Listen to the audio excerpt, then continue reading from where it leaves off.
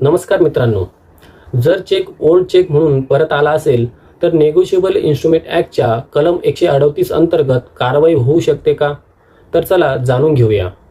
हिमाचल प्रदेश उच्च न्यायालयाने नुकत्याच एका प्रकरणामध्ये दिलेल्या महत्त्वाच्या निर्णयात आरोपीने जेव्हा चेक बँकेत सादर केला होता तेव्हा तो चेक ओल्ड चेक या कारणाने परत आला.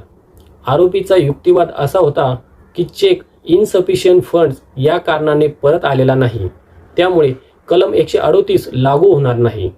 पण उच्च न्यायालयाने हा युक्तिवाद फेटाळून लावला.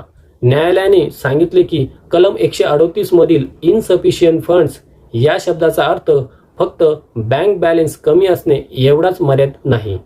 जर चेकची रक्कम मिळाली नाही आणि चेक बाउन्स झाला तर केवळ रिटर्न मेमोवरील शब्द पाहून केस रद्द करता येणार नाही.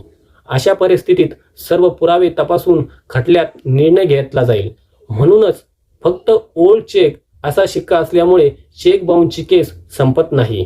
प्रत्येक प्रकरणातील तथ्य आणि पुरावे महत्त्वाचे असतात. अशाच महत्त्वाच्या कायदेशीर अपडेट्ससाठी चॅनलला सबस्क्राईब करा.